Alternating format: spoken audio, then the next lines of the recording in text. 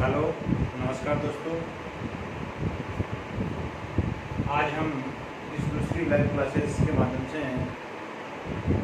पढ़ेंगे भारतीय संविधान सभा के बारे में। भारतीय संविधान सभा, कल हमने चर्चा करी थी प्रस्तावना के बारे में और आज हम चर्चा करेंगे भारतीय संविधान सभा के बारे में। संविधान सभा के बारे में चर्चा करते हैं तो सबसे पहले हम बात करते हैं कि संविधान सभा की बात सबसे पहले करते कौन। संविधान सभा की पहली बार बात उठाई थी महात्मा गांधी जी।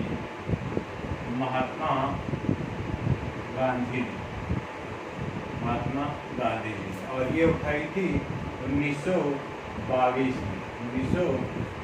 में महात्मा गांधी जी ने कहा था कि भारतीयों का स्वयं का अपना संविधान हो, अर्थात भारतीयों द्वारा बना हुआ संविधान हो। साथ ही साथ इसके बाद की बात करते हैं तो अंग्रेजों ने हमारी बात सबसे पहले कब स्वीकार की थी कि भारतीयों के लिए एक संविधान हो। अंग्रेजों ने ये बात सबसे पहले 1940 में अगस्त प्रस्ताव के माध्यम से अगस्त प्रस्ताव में ये कहा कि भारतीयों का संविधान होगा। और कैसा संविधान होगा, कौन बनाएगा इसे। अब देखो, अगस्त में इन्होंने प्रस्ताव दिया कि भारतीयों के लिए एक संविधान होगा, परंतु उस प्रस्ताव को नहीं माना गया। न मानने का कारण क्या था उसके बारे में जानते हैं। न मानने का कारण था, अंग्रेजों ने इस प्रस्ताव में भारतीयों को प्रस्ताव दिया कि इसमें अधिकतम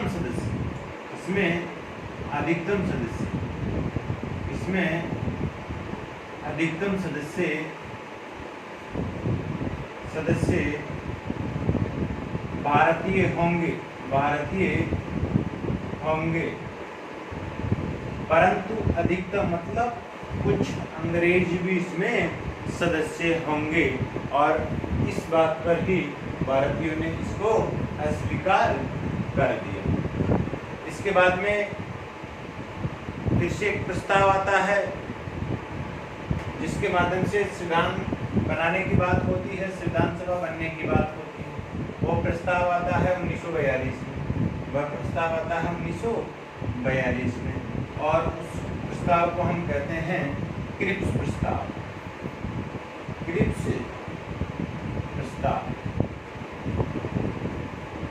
1942 में आता है। इसमें क्या कहा जाता है, इसमें कहा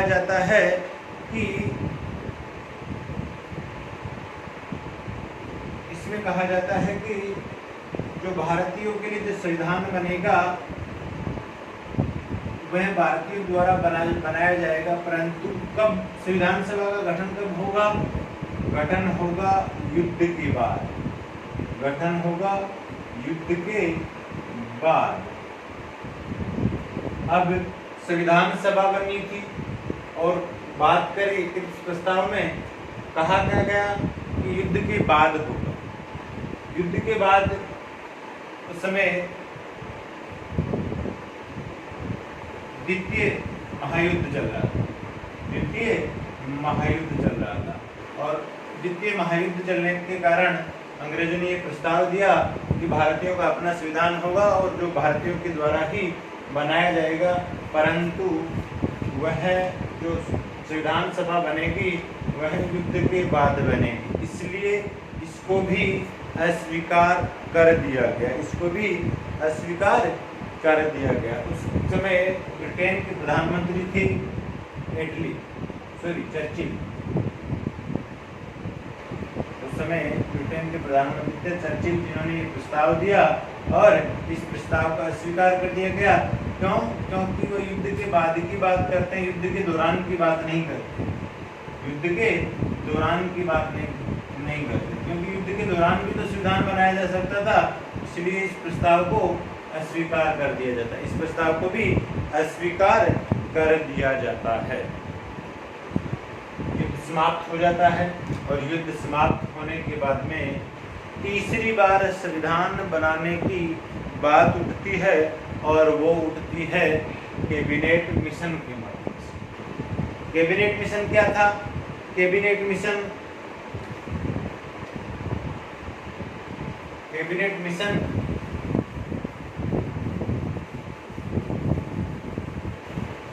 उस समय ब्रिटेन में प्रधानमंत्री हुआ करते थे। ब्रिटेन में प्रधानमंत्री थे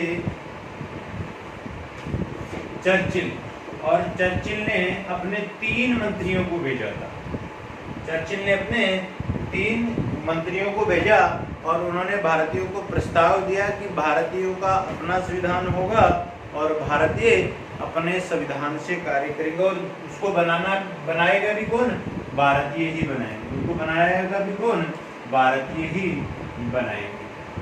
अब इसमें क्या था, कौन कौन आए थे 3 मंत्री? तो पहले व्यक्ति थे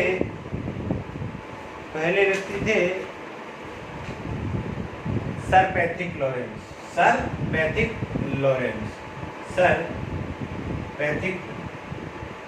लॉरेंस, जो इस कैबिनेट मिशन के अध्यक्ष थे। इसके बाद में दूसरे व्यक्ति थे, वही व्यक्ति जो यहाँ प्रस्ताव लेकर आए थे, साइमन।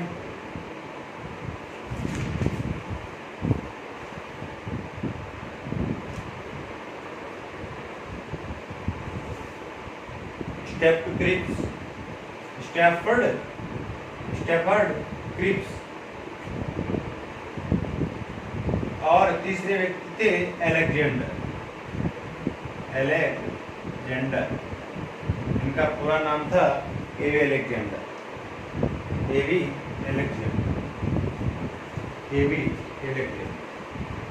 तो ये 3 व्यक्ति आए थे कैबिनेट मिशन में, और इन्होंने भारतीयों को प्रस्तावित किया कि भारतीयों के लिए एक संविधान होगा और उस संविधान को बनाने का कार्य भारतीयों को सौंपा गया कि ये संविधान कौन बनाएगा? भारतीय बनाएंगे। ये बात होने के बाद में संविधान सभा का गठन होता है। गठन कौन करता? संविधान सभा का गठन कौन करता? तो उस समय भारत 2 हिस्सों में बटा हुआ था। एक हुआ करता था ब्रिटिश भारत, और दूसरी तरफ थी देशी रियासत।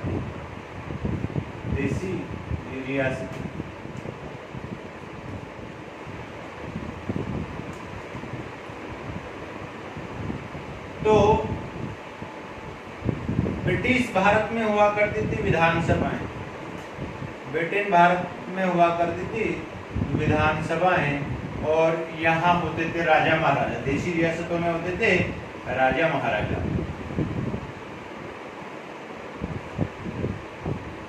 तो उस समय की परिस्थितियों में चुनाव होना तो मुमकिन था नहीं, इसलिए कुछ सदस्य ब्रिटिश भारत से चुने गए और कुछ सदस्य देशी रियासतों से चुने गए। देशी रियासतों से जो सदस्य चुने गए उनको राजा महाराजाओं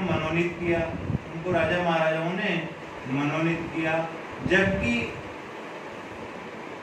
जबकि ब्रिटिश भारत से जो सदस्य चुने गए वो उस समय की विधानसभाएं थी, उनमें जो सदस्य थे उन सदस्यों ने इन सदस्यों को चुना, अर्थात उन सदस्यों ने मिलकर उनको चुना, संविधान सभा के सदस्यों को चुना, संविधान सभा के सदस्यों को चुना या निर्वाचित किया, अर्थात ब्रिटिश भारत की विधानसभाओं द्वारा निर्वाचित और कुछ देशी रियासतों द्वारा मनोनीत। अब कितने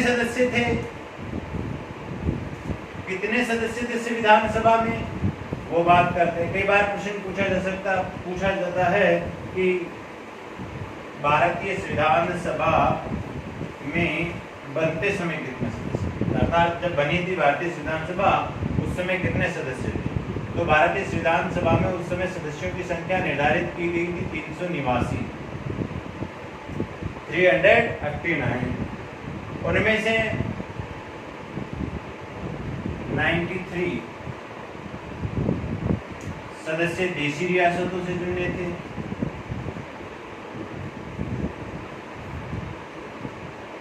4 सदस्य चीफ कमिश्नरी प्रदेशों से, कमिश्नरी प्रांत, और इसके अलावा बचे सदस्य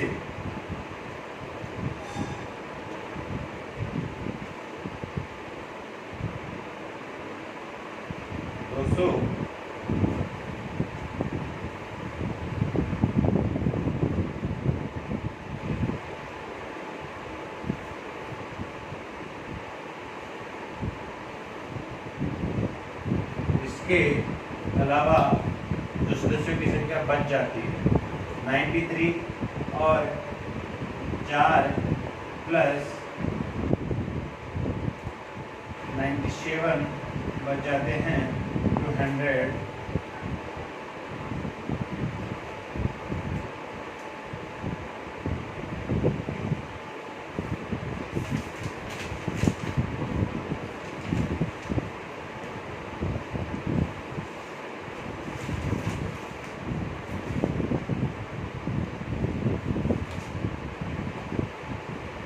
हाँ, तो 93 सदस्य देशी रियासतों से, 4 सदस्य चीफ कमिश्नरी प्रांतों से और 292 सदस्य चुनकर आते हैं, वो आते हैं ब्रिटिश भारत से, ब्रिटिश भारत से।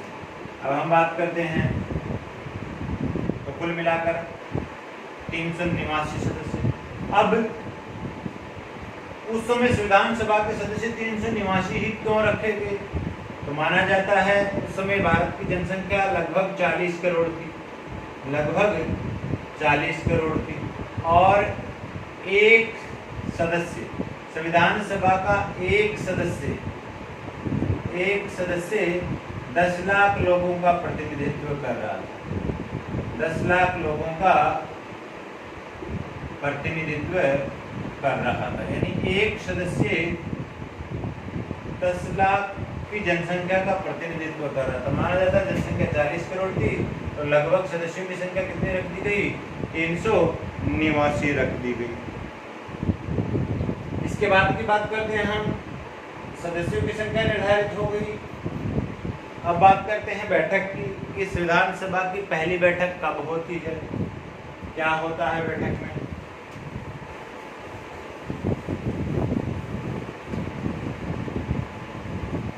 संविधान सभा की पहली बैठक, प्रथम बैठक होती है 9 दिसंबर 1946 को। संविधान सभा की पहली बैठक होती है 9 दिसंबर 1946 को, और इस पहली बैठक में अध्यक्ष का चुनाव होता है। अब देखो चुनाव कैसे होता, पहली बार वो भी अंतरिम, यानी कुछ समय के लिए, यानी पहली बैठक की अध्यक्षता करने के लिए, पहली बैठक की अध्यक्षता करने के लिए अध्यक्ष बनाया जाता है डॉक्टर सच्चिदानंद सिन्हा। डॉक्टर सच्चिदानंद सिन्हा, और इनको ही क्यों बनाया जाता है? क्योंकि संविधान सभा में ये सबसे बुजुर्ग सदस्य होते हैं, सबसे बुजुर्ग सदस्य होते हैं।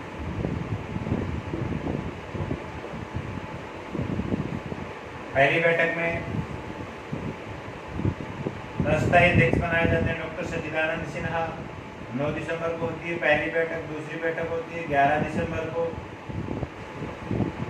11 दिसंबर को स्थायी अध्यक्ष चुना जाता है, और स्थायी अध्यक्ष बनाया जाता है डॉक्टर राजेंद्र प्रसाद को।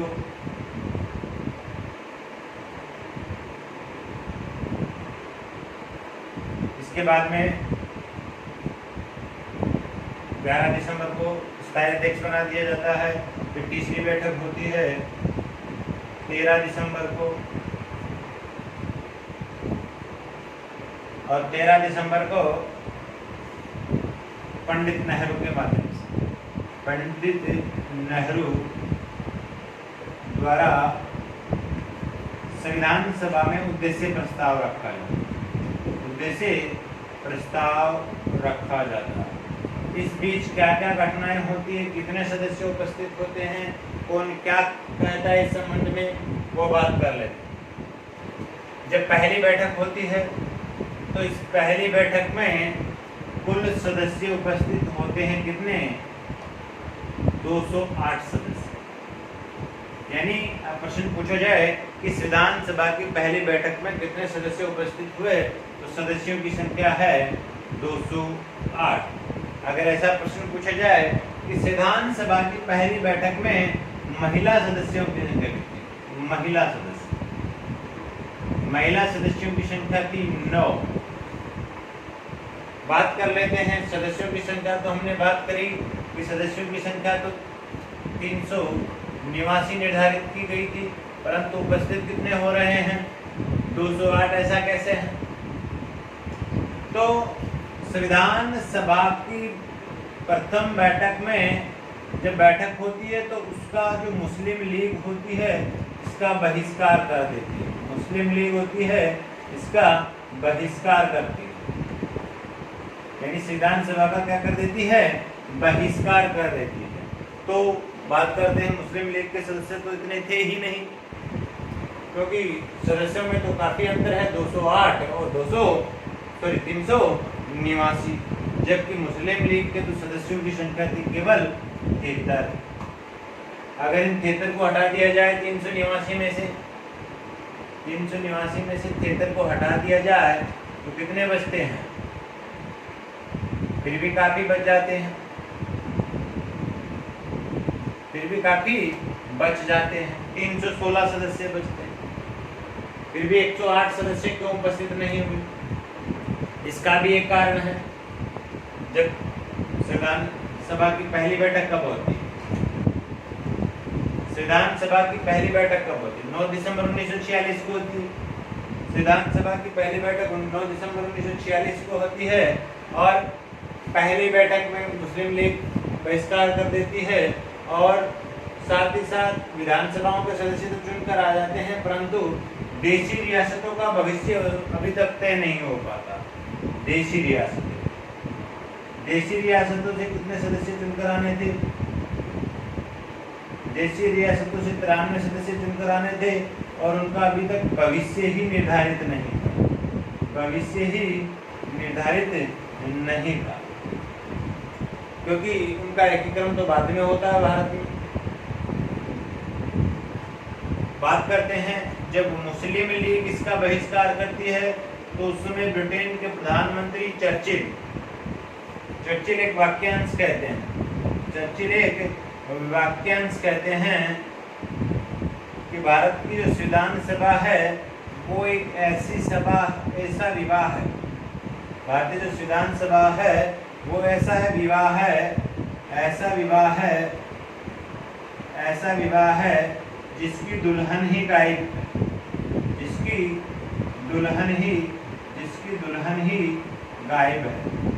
ये बात करते हैं विल्सन चर्चिल। तो ये प्रश्न भी पूछा जा सकता है कि संविधान सभा के बारे में ये किसने कहा कि संविधान सभा एक ऐसा विवाह है जो जिसकी दुल्हन ही गायब है। इसके आगे बात करते हैं हम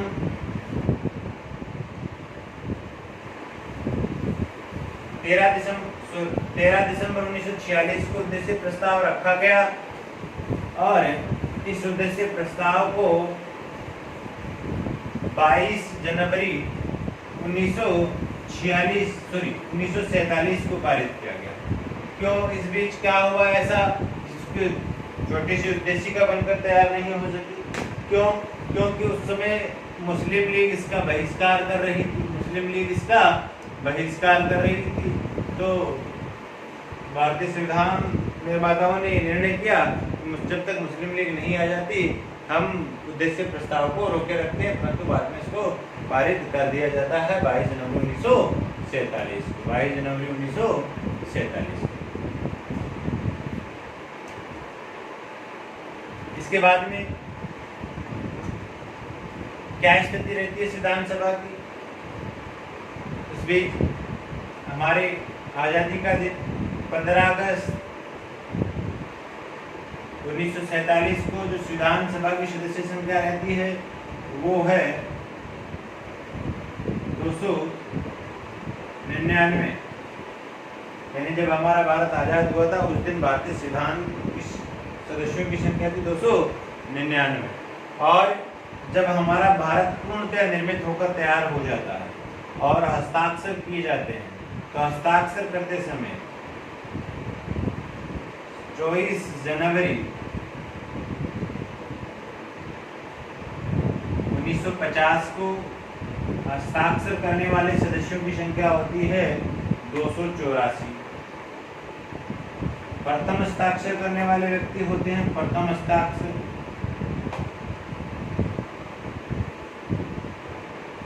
हस्ताक्षर करने वाले होते हैं पंडित जवाहरलाल नेहरू।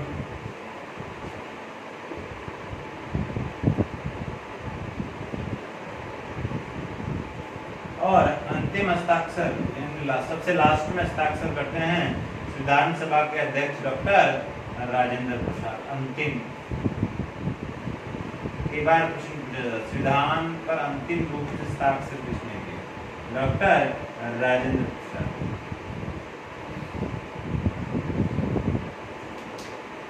अब संविधान सभा बनती है। संविधान सभा 9 दिसंबर से बैठक प्रारंभ होती है। 9 दिसंबर 1946 से बैठकें प्रारंभ होती है और ये बैठकें चलती है 24 जनवरी 1950 तक। कुल मिलाकर इस दौरान अधिवेशन होते हैं 12। अगर 24 जनवरी वाले अधिवेशन को छोड़ दिया जाए तो होते हैं अधिवेशन 11, और अगर 24 जनवरी वाले अधिवेशन को जोड़ा जाता है तो टोटल अधिवेशन होते हैं 12। संविधान बनकर तैयार कब होता है? संविधान बनकर तैयार होता है 26 नवंबर 1949 को। अब जब संविधान बनकर 26 नवंबर 1949 को तैयार हो गया तो ये क्या जरूरत पड़ी कि संविधान इसी दिन भी तो लागू किया जा सकता था, परंतु हमने पहली बार 26 जनवरी 1929 को 26 जनवरी 1929 को हमने स्वतंत्रता दिवस के रूप में मनाया था। और इस दिन को हमेशा के लिए याद रखने के लिए हमने ये निर्णय किया कि हम संविधान को कब लागू करेंगे? 26 जनवरी 1950 को लागू करेंगे। ये कहाँ लिखा हुआ है, क्या करा हुआ है, देखते हैं। 26 नवंबर को हमारा संविधान लागू होता है आंशिक रूप से लागू होता है। और उस दिन हमारे संविधान के केवल 16 अनुच्छेद लागू होते हैं। 16 अनुच्छेद लागू। अगर हम मोस्टली उनकी बात करें कौन कौन से अनुच्छेद है वो 16, तो इसमें नागरिकता से संबंधित अनुच्छेद है। नागरिकता वाले अनुच्छेद यानी 5, 6, 7, 8, 9 और 10। इसके अलावा अनुच्छेद 60 राष्ट्रपति की शपथ वाला। इसके अलावा अंतरिम राष्ट्रपति से संबंधित जो भी अनुच्छेद है 67, 367, 68, 380 और 394।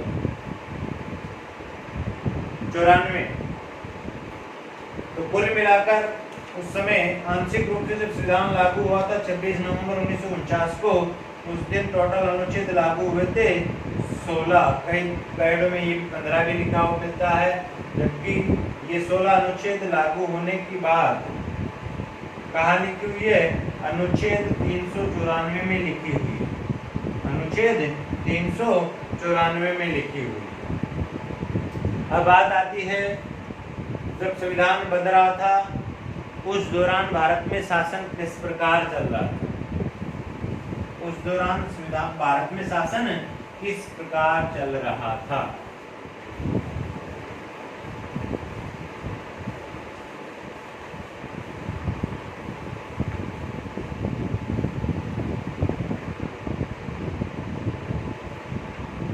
दिसंबर 1946 से संविधान बनना प्रारंभ होता है। उससे लेकर 26 जनवरी 1950 तक शासन कौन चला रहा था, किस प्रकार चला? इस दौरान जो संविधान सभा है वो दो शिफ्टों में कार्य करती। एक तरफ हमारे संसद के रूप में भी कार्य करती थी और दूसरी तरफ संविधान सभा के रूप में भी कार्य करती। संविधान सभा के रूप, जब संविधान सभा के रूप में कार्य करती थी तब संविधान सभा के अध्यक्षता करते थे डॉक्टर राजेंद्र प्रसाद, और जब मैं संसद के रूप में कार्य करती थी तो उसकी अध्यक्षता करते थे जीवी मावलंकर, गणेश वासुदेव मावलंकर। तो वो संविधान सभा के रूप में भी कार्य कर रही थी, तो साथ ही साथ संसद के रूप में भी कार्य कर रही थी।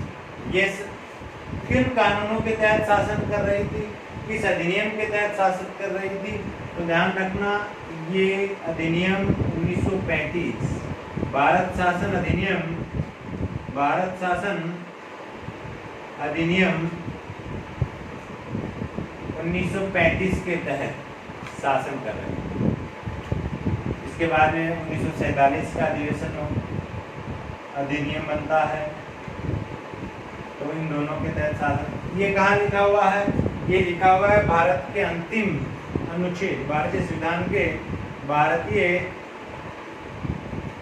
संविधान के अंतिम अनुच्छेद। अंतिम अनुच्छेद कौन सा है? 395 में अनुच्छेद में लिखा हुआ है कि भारत का शासन जो अब तक चल रहा था 1995 और 1947 के अधिनियम के द्वारा, उसको 26 जनवरी 1950 से समाप्त किया जाता है, अर्थात उनको समाप्त कर दिया जाता है और हमारे नए संविधान के तहत 26 जनवरी 1950 को शासन व्यवस्था लागू कर दी जाती है। इस बीच कुछ और भी बातें हैं जिनके बारे में पूछा जा सकता है कि हमारे संविधान के निर्माता भीमराव अंबेडकर का संविधान सभा में क्या रोल रहा?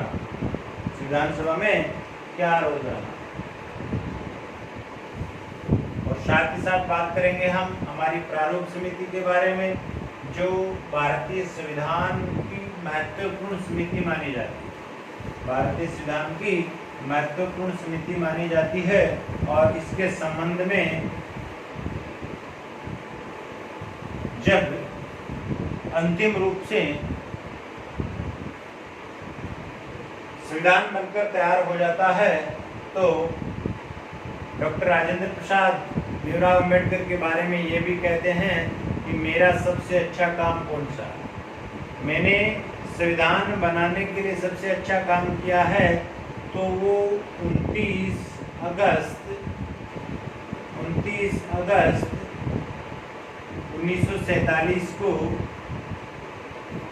प्रारूप समिति के अध्यक्ष के रूप में प्रारूप समिति के अध्यक्ष के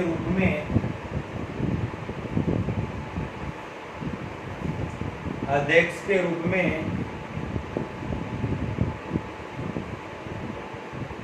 भीमराव अंबेडकर को चयन करके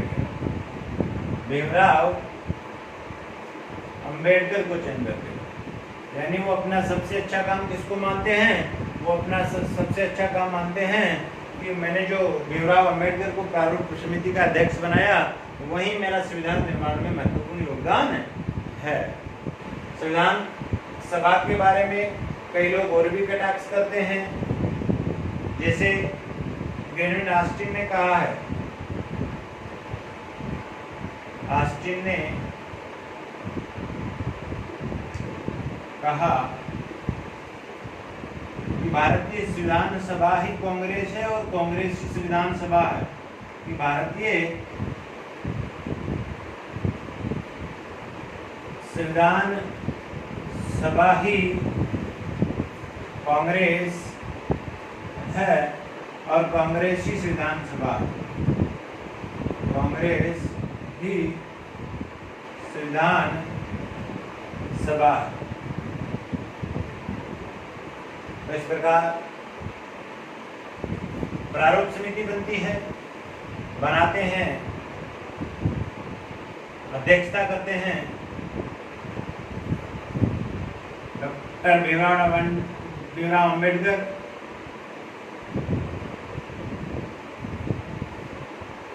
कुल मिलाकर इसमें 7 सदस्य होते हैं। अगर इन 7 सदस्यों की बात करें तो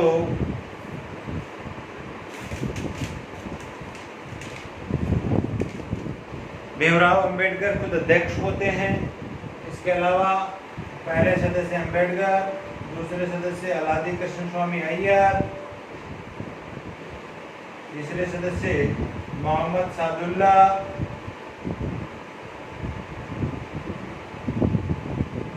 बीटी खेतान साहब, इसके अलावा के मुंशी कृष्णमाचारी और माधवराव। इस प्रकार कुल मिलाकर 7 सदस्य होते हैं। तो इस प्रकार आज हमारी संविधान सभा पूरी होती है। संविधान सभा के संबंध में जितने भी प्रश्न महत्वपूर्ण लगे मैंने आपको बताए। धन्यवाद।